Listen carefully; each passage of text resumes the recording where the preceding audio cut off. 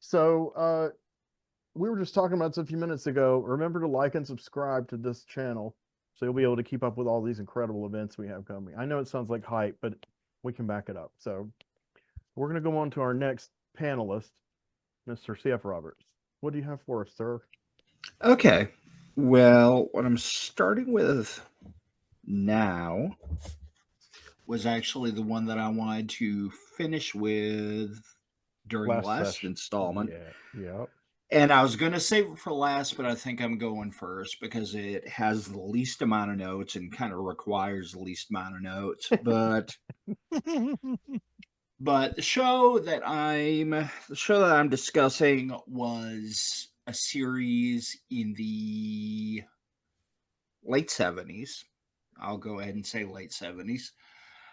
It was a spin-off on Mary Hartman, which we've discussed in a previous installment, maybe not as an item, but Yeah, it was a kind big, of it broke as things open for soap to come in, which we covered.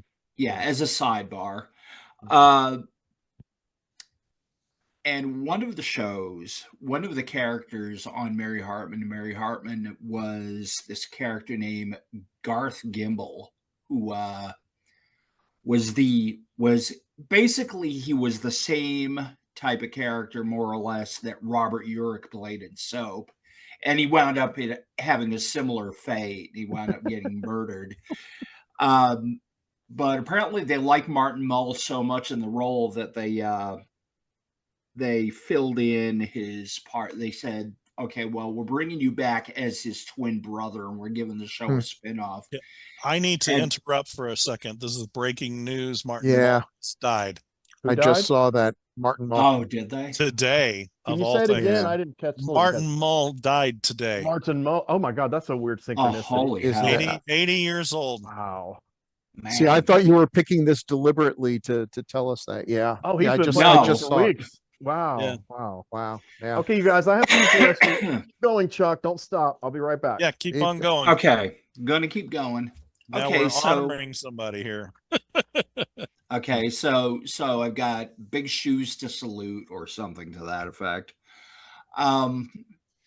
So they bring Martin Mull back with his kind of dry, deadpan, waspish humor, and they give him his own show playing the twin brother of the character who was killed off. And in this show, this character is kind of a sketchy individual who's got something weird happening in his background, but they bring him to Fernwood, the fictional town where Mary Hartman takes place, and they kind of give him this nebulous contract for a TV talk show, and it's kind of a local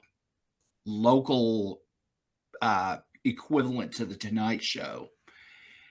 And they give him in charge. They put him in charge with another comic genius that we lost not too long ago, Fred Willard, playing his announcer slash sidekick slash toady. Who they have a great chemistry as Mull very obviously cannot stand this person, but he plays. But Garth Gimble and Fred Willard playing his sidekick, his less than desired sidekick, Jerry Hubbard, who kind of buffoonish, extremely untalented announcer who is the brother, or I don't know, some kind of a nepotism case with the station. He's got some familial relationship with the station manager, and they host this talk show. The band leader is a character named Happy Kind, this kind of sad-faced band leader who has this band called this is your Doc Severinsen character, who's basically like the running his band, the Mirth Makers, who the character is just this kind of really sour-faced individual who, while he's not doing Happy Kind and the Mirth Makers, is running a fast food franchise called the Bun and Run. Right. Oh my And God. it's tragic, sad kind of thing. He's actually played by Frank Duvall, who really is a composer and really Right. did do the music for this. He's known for having composed things like the music for the Brady Bunch. And you're probably familiar, if you were around at that time, you're probably familiar with all the music he churned out for that, for good or ill. But he's actually perfect as this just sad-faced band leader who occasionally gets roped into these sketches. And so they play this talk show out in real time. And they have just these insane things. Dabney Coleman in the first season has a running role as the mayor of the town. They have a few of those. Can I ask you a question, Chuck? Yeah. Is he playing the same character he played in Mary Hartman or a different character? If he When- played the mayor, I'm sure it is. I'm sure Okay. it is the same character. Yeah, that was a big break for him, that spinoff. I remember him in Mary Hartman, though. Yeah. I guess 9 to 5 was his really big break. But anyway. Oh yeah. Yeah. Another great one we lost not long ago. Yeah. But boy, there are a lot of those, huh?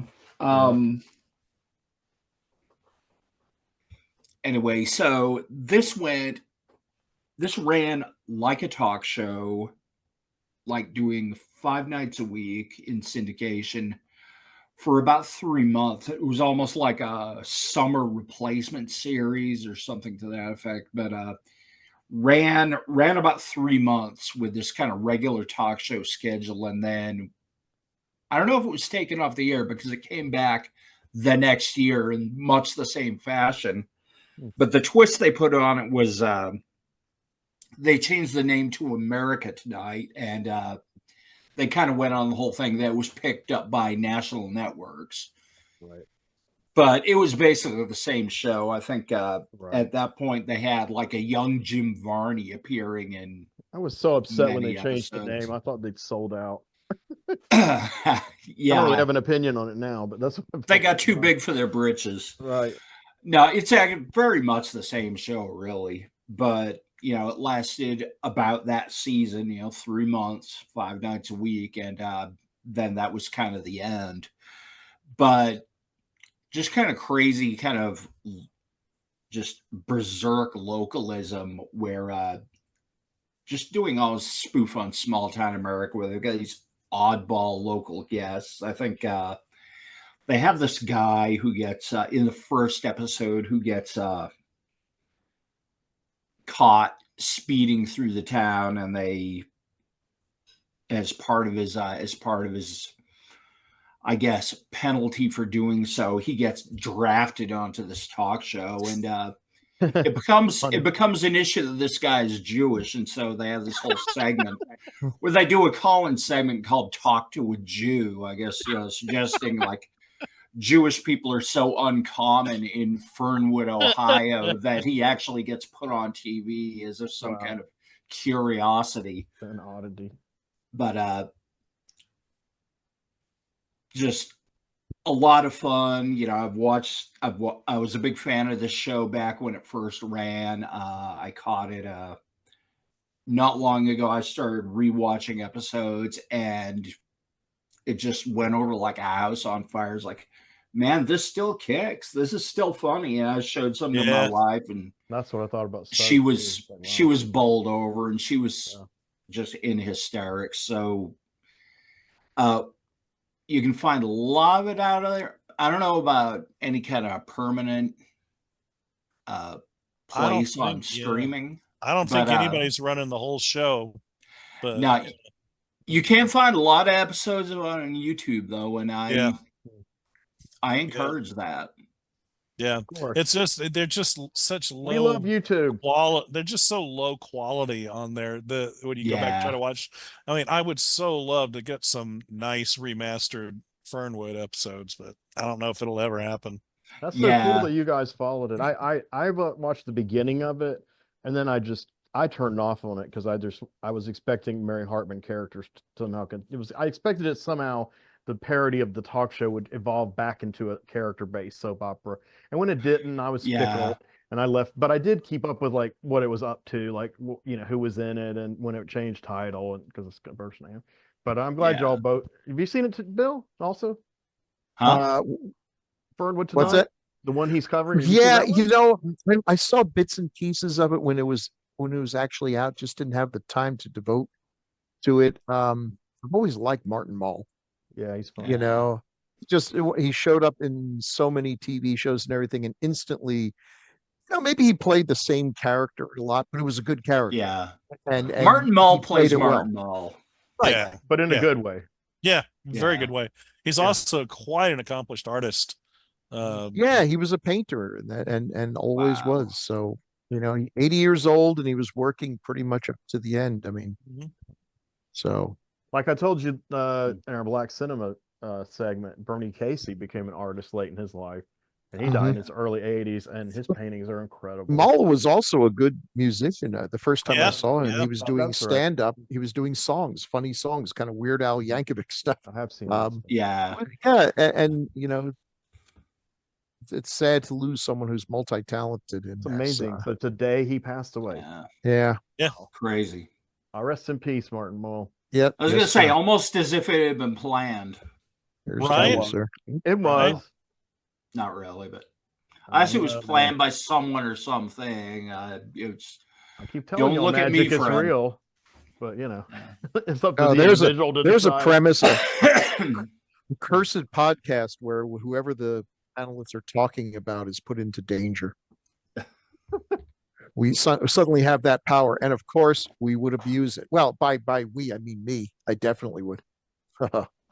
that could turn into something. Yeah. I think. No doubt. So, Chuck, I appreciate that.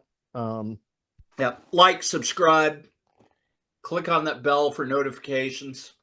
Thank you, sir. So Yipper. we're going to stay in the 1970s for a little while longer. I know y'all are thinking all these old guys, all the talk about 70 shows, but to use that same cliche I used about Swamp Thing, it's in our DNA, and a lot of the stuff is practically lost and underappreciated now, and it's still great. So that's why we're going to talk about some more of it. So I've got one that I have made out a plan to not make an hour-long presentation about, even though this is the kind of thing that would deserve it, but I'm going to approach it in a different way. So this is an experiment. You guys can tell me how it comes out. I'm covering Centennial, which was broadcast on television. I don't remember which network, from October 1978 to February 7, 1979. And it was really among the very first miniseries. And it had a very staggered schedule and a very strange structure, because it had 12 episodes. The first episode is 3 hours long with commercials. The last episode is 3 hours long with commercials, and then all the rest are 2 hours. And at the time, when you're watching it weekly and then it goes away for 2 or 3 weeks, and the ratings dropped. Personally, I tried to get confirmation of this, and so it might not be total gospel, but I have heard that they may have not finished filming all of it when they started airing it. And that's something they would never do now. They didn't have the whole show in the can. So that's an in joke here. But so that might account for some of the holdups and the wait. It didn't really have a real regular schedule. But of course I always found it and watched it. And years later, well, actually at the time though, my mom bought me the novel. She had already bought me the novel Hawaii by James Michener. That was one that she loved when she was in her 20s, and we had watched the movie together with Max von Sydow. And she was like, "You got to get into James Michener. He does all these family trees. So you got to blame this incident on why my work, both with the Wald Newton community from years back, and then my work with my own work, Frigga Street, why I'm obsessed with genealogy. So it's all James Michener's fault. And then when I discovered Philip Jose Farmer, it went to the next level. But Michener has these elaborate family trees, and his premise in a lot of his books is like he takes a locale on planet Earth and he tracks the entire history of it, like literally from like the formation of the earth and volcanoes all the way up to the modern day. So he does this in several books. And in this one, I think it's his finest work. I've only read 4 of his novels, but I know about all of them. And I really love these characters.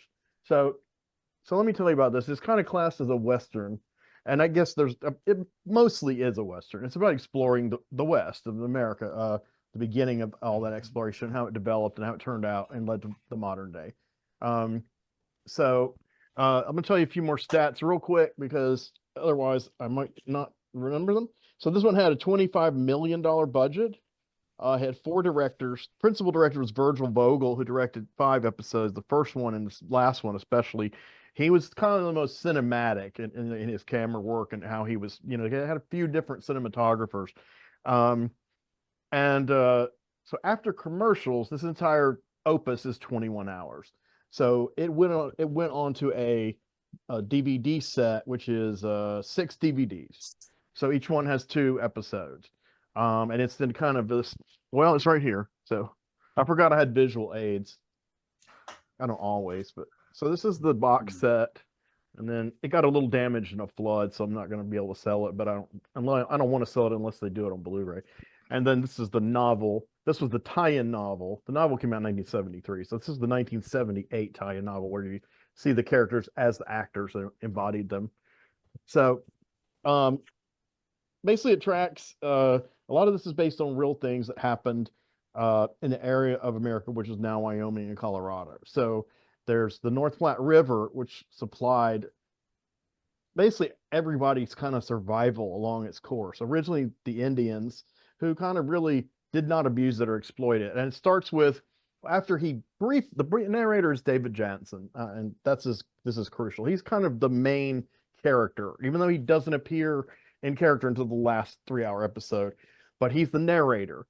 So this is the difference in the novel. There's a journalist in the novel called Louis Verner. So he's the one who writes this novel. So when he finally is in the modern day, he's in the first person.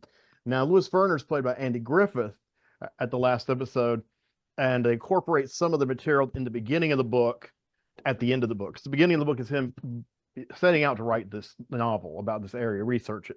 In this one, he kind of comes that, they cover that stuff late after they've covered the whole backstory. And each episode starts with David Jansen rehashing kind of the episode before. And it's the good thing about it is, even though it's repetitive, if you watch it all binging, especially, I like his voice. I always loved his voice. And the other thing is, the dialogue's just amazing. It's just so dramatic, and he has such a vibe for it.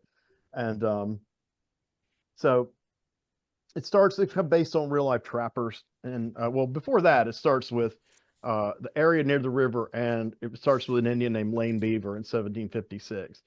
So he's like a little boy, and there's some kind of little mystical thing going on with him and his father, basically planting the seed, which is the theme of the whole show, which is like the land will live forever. The land is more important than us. We must preserve the land. So, and that's repeated over and over with different metaphors and different, breakdowns, allegories.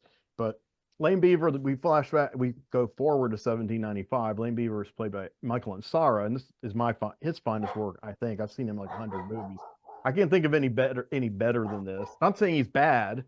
I loved him as the villain in the Doll Squad. He's got range, but and on Star Trek. But I did love him as Lane Beaver. Lane Beaver is kind of the first key character, and he is a Arapaho, and they have rival tribe near them, the Pawnee, and we basically show how Lane Beaver comports himself. He has a lot of wisdom. They call him chief, but he's really not a chief because he said he never went through the traditional ritual of becoming a chief, but just by default of being older and knowledgeable and wisdom. And he passes this on to his daughter, Claybasket, which is played by Barbara Carrera. And I have to say, Barbara Carrera, after this, she kind of became a sex symbol for quite a number of years. A Hispanic actress and playing a Native American, and which that works. And I've got to say, I know everybody thinks she's sexy, but just the way she's shot in this show and how young she is just staggeringly gorgeous. This is like ravishing, and so she's very iconic as this character Claybasket. She's like the maternal figure that gives birth to all of the characters coming forward. And so they meet up with two mountain men. First, a guy named Pasquinel. He has no first name, played by Robert Conrad. And the character in the book is a short Canadian. I mean, I don't know if Lin Wein was reading this book or not before he created, or Roy Thomas or whoever. Robert Conrad would have been a great Wolverine in 1976, probably. But he is fantastic in this, and they even make jokes about his height. But he was in great shape. He was already in middle age, but I don't know if you guys know, but watching, he would kind of broke out with Wild Wild West in the 60s. I've always had a soft spot for him. This is his finest work too, I think. His French accent is, it is good. It's not great, but it is good. He's a French Canadian. In the book, they imply that he himself is part Indian, but they don't go there in the show really. But he gets along with the Arapaho, and then he gets along with the Pawnee. And the Pawnee want weapons because they're afraid of white people, settlers coming into their area, which is inevitable, unfortunately. And so Pasquinel, he's able to move in both worlds, and he's quite a character. He's very he's very over the top, and he's very, not in a campy way, but he's just, he's got a vivid personality, and he's very, there's a lot of action scenes where he's fighting the Indians, and at one point he gets shot in the back with an arrow, and they snap the shaft out.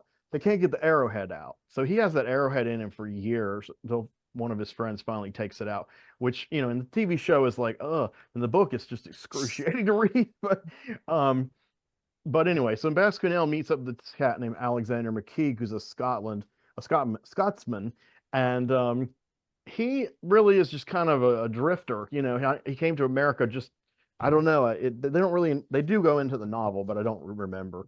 But essentially, he finds himself in this area, and Pasquinel is the only other white man. So they kind of buddy up. Now, he's played by Richard Chamberlain, who was kind of the icon, the god of the miniseries. Like, he was in this, he was in Shogun, and he was in at least the Thornbirds. Yeah. And he did the Bourne Identity, too. Yeah, the original Bourne Identity. Chamberlain was Dr. Kildare as a young man, and as an old man, he was an FBI agent who was an assistant to David Duchovny's transgender FBI person, and that was great casting. I guess David Lynch had always been a fan of Richard Chamberlain. That's maybe the last thing he'll ever do. I don't know. Is he dead? I can't remember. But if he is, it's recent. Let me double check. Twin Peaks was 2017, and I get they're all dying off. Twin Peaks folks. I feel like he died some years ago. I could be wrong, but since 2017. Nope, he's still around. Yeah. Age 80. Oh, wow. 85. Yeah, he is 90 years old. Oh, 90. Wow. Okay. Man. Well, I got to say, I mean, I liked him in the miniseries, the other miniseries as a kid, but in those shows, he's really kind of leaning into the melodrama of those stories. Even in Shogun, he's kind of the main character, which of course nowadays Shogun is on television, a remake, and I haven't watched it. I've watched a few clips, and I don't know how they deal with it, because the idea of the white savior guy coming to Japan, I just don't see it flying the way it was presented in the 70s nowadays. So what I am seeing, though, is in the publicity stills, I am seeing that the Japanese character, originally played by Toshiro Mifune, is shown a lot more than the English guy, played by somebody I don't know. But anyway, it's a little different in Centennial, because they track this guy's whole life, over a period of time. And he's a very sensitive character, but, he will fight, he will kill if he has to. He loves animals, he loves the Indians. Pasquinel is just one of these guys he's an adventurer, and he goes all over North America, and basically this is the place where he stops for a number of years in this area. And he has wives in New Orleans, he has wives in Montreal, and he finally gets a wife in oh god, my brain's this is important. The major city that the people they know live in, and I don't remember what, everyone knows what the city is, but anyway, it's not in Colorado, but it's in an adjacent state. So St. Louis, yeah, it is St. Louis. So there he goes, and he makes a partnership with a couple of guys. One is Herman Bachweiss, this German guy played by Raymond Burr, who's really good in this. and his daughter Lise, played by Sally Kellerman, which by that time she had finally graduated out of television, but she wanted to do this one. So Pascal hooks up with her. He has a white daughter. Then back in Colorado, he hooks up with Clay Basket, and they have two sons. They're half Indian, Jacques or Jake, and Marcel or Mike, and then a little girl, Lucinda, who ends up being raised by Alexander McKeague because he's always been in love with Clay Basket. And really, I don't know how you could not be in love with her, really. But so Pascal, he's a philanderer, but he has his own sense of honor. So him and McKeague have this really strong male friendship that I think is very believable. And they're living in a time when life was just insanely difficult just to do anything. We didn't have anything we have now, as far as there was no electricity, and they're kind of paving the way for expansion, but they're also not honoring the tradition of the Indians. So eventually, Pascal dies. He is killed by some Pawnee, I believe, because they wanted to finish the job like 30 years later. McKeague marries Clay Basket and raises the daughter as his own, as Lucinda McKeague. She's played by Christina Rains, and she's not in any way a minority, but she pulls it off fairly well. But and McKeague starts a store, and this is where people go to trade. And so he becomes kind of the crossroads between the Indians and the settlers and the traders. And it really is something that starts to build up the area. It doesn't start to build up really a lot until he gets this. He starts mentoring this Mormon kid named Levi Zent, great character name, and played by Gregory Harrison, who did Logan's Run right before this, by Logan's Run television series right before this. And nowadays he's on General Hospital, but I think his character just died. Still acting. Again, probably his best work. Levi Zinn is, a very sheltered Mormon guy, and he goes out west with his wife. His wife dies from a rattlesnake bite, and he's crushed. And they really go into the emotions of these characters a lot deeper than a lot of television did then, and in some ways, not really as more than now, but as much as now, just in a different kind of style. And that kind of took me off guard because I didn't remember it having that vibe, that much of an emotional vibe. So maybe that's why I've always connected with it. So Levi and Lucinda marry, and then boom, they follow all their descendants. It becomes Zent's store when McKeague sadly dies, and which was pretty tragic. And a lot of people in this die, they fall over. It's a little melodramatic, but I kind of think, well, they all die when they're fairly advanced age, older than most people survived back then. So really any of them any minute could probably keel over. And so several do, but it's very dramatic. The rest are usually murdered by Indians or by colonialists. So he, who was a he? Yes. So Levi has the store, and you get these other characters that revolve around him. So as a number of years pass by, in his tradition, there's a lot of people he mentors. And this is the second half of the show. And when it originally aired, I wasn't a big fan of the second half of the show. But now I think it's fantastic. And, I haven't told you the cast. I'm not going to tell you the whole cast. I'm just telling you by character. But it's a phenomenal cast. And there's a period where they begin sheep herding in Colorado, because they're always trying to figure out ways to, stake their claim, get some land, and also not ruin the land if possible. And if they all depend on the North Platte River. And so there's a character named Jim Lloyd, played by William Atherton, who is one of my favorite actors. He was in Looking for Mr. Goodbar and quite a number of subsequent things. He plays Jim Lloyd. He's basically this. Well, he starts in the beginning. He's a kid. He's kind of like an orphan in the West, and this rustler named R.J. Poteet, played by Dennis Weaver, pretty much playing McLeod, except in Old West for real this time. He mentors the kid, and he grows up to be William Atherton. And Atherton makes a partnership with a couple guys. They're key guys as far as the families. They're not major characters. One guy who's a minor character is Amos Callender. I forgot the actor. His descendants are a little more important than he is. And then the other character is Nate Person, which is played by the great Glenn Turman. And I don't know if I need to if I start reading his resume, we're going to go way over. So I have reviewed JD's Revenge for this channel, Solo, He was in Cooley High. I've reviewed that for this channel. I just watched Penitentiary 2 last night, and I forgot he was in that. He was in Gremlins. That's where most people recognize him from. He's the only black character in this whole story. And he's not doesn't have a huge amount of screen time, but he's very crucial because he really kind of makes the sheep herding business kind of explode. And he's just like a cool guy.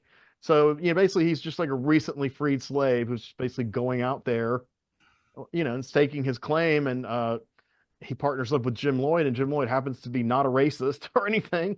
There are a lot of racists in this. And they start that. I will backtrack real quick. There's one scene that was based on a real life incident. I think it was at a place called Stone Creek. I forgot what it's called in this show, but it's an Indian massacre, and it's kind of along the lines of Little Big Man, where they recreated a Little Bighorn, or what was that place called? Is that right? Okay, I think so. Bighorn, whatever. And so this is similar, and they have a psychotic Mormon called Frank Skimmerhorn, played by Richard Crenna. And it's truly unhinged, and it's hard for me to watch because he's so fucking evil and racist and holier than thou, and he starts to become even more unhinged, and he starts talking to God in front of other people, and God answers. I mean, we don't hear God answer, of course, but so he thinks it's his mission to exterminate all Native Americans, like every single one of them, and there's a classic line in this that has been repeated. I think a real life general along those lines, maybe Custer, maybe the guy this guy's based on, said this back in the day. He said, when they're finding the baby Indians, the guys are like, these are prisoners, right? And he's like, no, you're going to kill them. They're like, the babies, they're babies. And he goes, nits grow into lice. And I read a Jack Jackson comic book. He did a lot of historical comic books, and he wrote a story called Nits Become Lice, and it's about a massacre, and it is really graphically violent, much more than Little Big Man or this show. Knowing James Michener, that sounds to me like the kind of thing he would have incorporated from his research.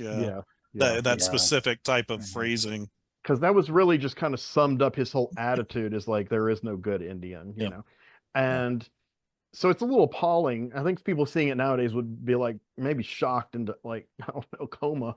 But so suffice it to say, he's defeated mainly by his son, John Skimmerhorn, who's come out there to be with him, but he thinks his father, like everyone else thinks, is an asshole and a psycho. And finally his father shoots somebody in the back, one of Pasquinel's sons. He shoots him to death. Well, and he's coming to be arrested, like to turn himself in. Because his half sister, who Lucinda, asked him to, why don't you just turn yourself in? I will say the other brother, Jake, is played by Stephen McCaddy. He is amazing. He's not an Indian at all, but his makeup's cool, and he's played a lot of iconic roles. He's a character actor that really you just don't know his name. He was in a horror movie called Pontypool a few years ago, which kind of got him another level of fame. He's absolutely exquisite in that. And he also played Rosemary's Baby. He did. I was about to mention that. Correct.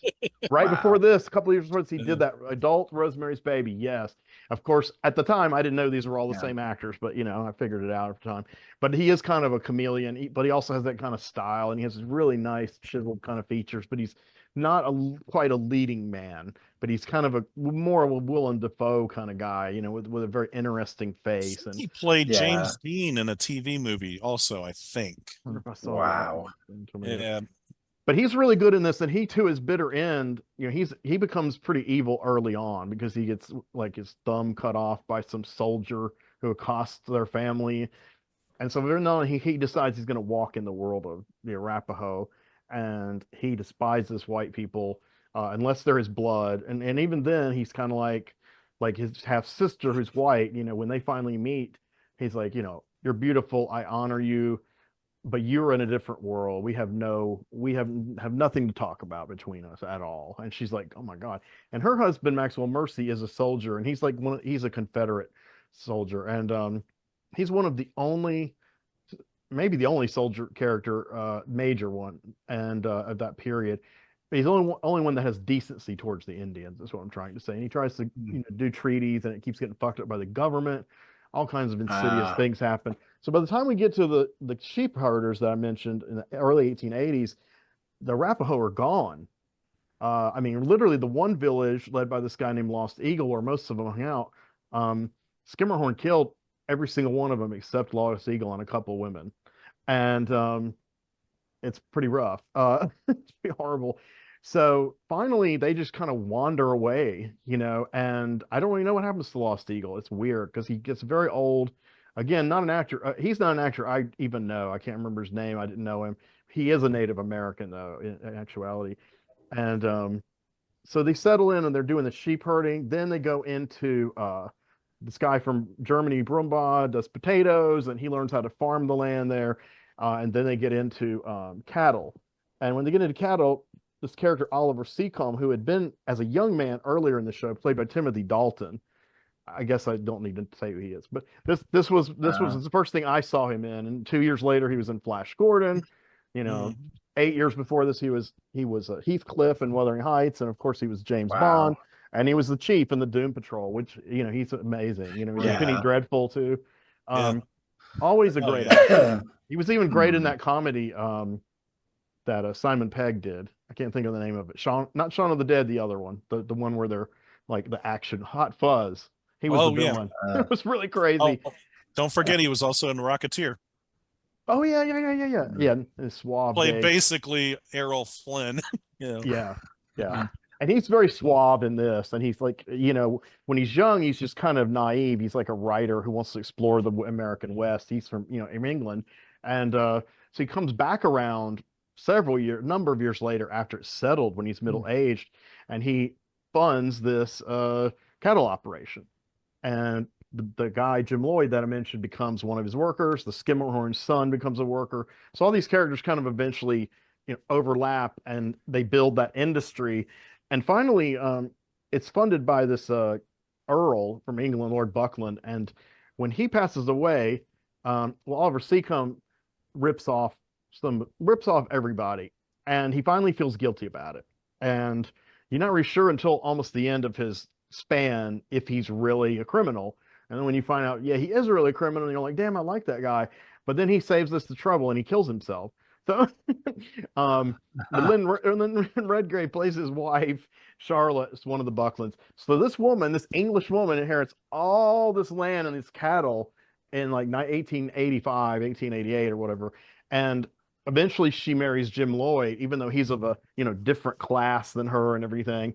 It's a very cool love story. And so we gravitate through that. The only other major thing before the modern day is this family called the Wendells come in, and they're scam artists. They do magic shows, they act, they do flim flams. They're Anthony Zerbe did an indelible role in this as his character, Mervyn Wendell, they pronounce it there. He's incredibly, just totally sinister. But then he realizes when they finally murder somebody to take their money, he realizes his wife is more evil than he is, and they take that whole segment and they put it through the eyes of their child. I don't know the name of the child actor. Should have looked that up. He was brilliant. And their child, Philip, is just watching all this. Like, he knows where they hide the body. He knows, you know, what they're really up to. And ironically, he becomes like a friend and almost a deputy to the sheriff, played by Axel Dumeyer, another cool name, played by Brian Keat, another great character. So then once the Wendell story kind of plays out, you know, we get into the modern day. We have a character, Paul Garrett, and that's David Jansen, our narrator. And he's like the great grandson of Charlotte and Jim Lloyd. He's a direct descendant of every single character I mentioned almost. And except the Dennis Weaver character and Glenn Turman. You know, like a couple of the cowboys, but all of the Indians, the French Canadians, you know, all the army people, he's a direct descendant of all of them. And he keeps his family tree in a big book because he is in charge. Now, he has inherited all this from Charlotte. So now he runs the cattle thing, and he's rich, but he has a conscience, and he's very into ecology. And finally he decides, he sees the modern day Wendell heir, Morgan, played by Robert Vaughn, who's just dastardly, much more dastardly than the novel. And he doesn't want anybody to find where the bodies are buried, and he runs for office. And so Paul's like, okay, I got to run for office. That part was not actually in the book. It was kind of the set-in for it, with where they go into office to try to improve the land, but with different motives. Like Morgan wants to give the industrials money, and Paul wants to save the land. And so he starts evoking the same stuff that his ancestors all the way up to Lame Beaver in the beginning of the show said, which is like only the rocks are forever, only the rivers run forever, and you have to save the land. And so they have a debate, and it's really funny because the TV series came out 5 years after the novel. So I feel like what they were doing in the last episode, where it diverges the most from the novel, is that they were trying, I think, to capture the political climate of the 70s and the environmentalist movement and the growing schism between conservatives and liberals. And they did pretty damn well. And Paul Carrot he's just such a compelling character. I mean, I loved David Jansen and Harry O when I was a kid. I thought he was incredible. I'm too young to have seen The Fugitive, but I did see some reruns of it, and he's great. But this time he was so gruff from all the cigarettes, and he had the really cool silver hair in his temples. And his dialogue is just incredible. I mean, he's like a philosopher. I mean, he's just like constantly just saying all these incredible aphorisms. And that's one thing I like about this script. It's very, very literate. It's just amazing, So we come up to him in the election, and he wins, but he's also depressed at the end and drunk because he just feels like, it's hopeless. And of course we know he's right. He feels like they were going to wipe out the old ways completely, and industry was going to come in. And of course, it's almost sad watching it now, really, because it's kind of like, wow, Paul would be turning over in his grave. But anyway, that's Centennial. I hope it didn't go on too long. No. I highly recommend it if you have the patience or the time or whatever. Remind me how many episodes it actually ran. It ran 12. 12. Yeah, I remember watching it. I remember reading the book, but I can't remember anything about it except when you were talking about it. And I'm like, oh yeah, I remember that. Oh yeah, I remember that. The book is so good. I mean, and I rarely even read novels anymore. Some fantasy occasionally, but that one I revisit Missioner periodically. I mean, I'm more really genre authors, but he's a notable genre author, non-genre author that I revisit a lot. Like I said, he had a huge influence on the way I construct my stories and characters. And Roy Thomas told me that, well, I asked Roy Thomas, I said, do you think that Farmer was influenced by Missioner? And he said, well, I kind of think it's kind of obvious, Henry. And I was like, okay, all right, I'll take your word for it, bro. So anyway, I recommend it if you can find it. The DVD is probably out of print, but I hope a Blu-ray, really nice Blu-ray, will come in. And most of the actors are dead. I've only mentioned the major characters, the incredible actors. All the supporting characters are incredible actors too. Almost everyone's heard of. Everyone of our generation knows by sight, if not by name. It really was star-packed, and the $25 million was well spent. So yeah, I think it's something that will continue to have a life going on in the future, but I don't know when. It'll probably depend on someone putting a Blu-ray out and publicizing it. So that's my spiel on Centennial, guys. That's good. Thank you. Yeah. Hi, this is Henry Covert, and this has been Deep Images. Hope you enjoyed today's segment, and we will be back soon to continue our discussion on Cult TV. Feel free to drop a like on the video and subscribe to the channel. Stay tuned for the ending credits and the beautiful music of Ghost of Day, and thank you for watching.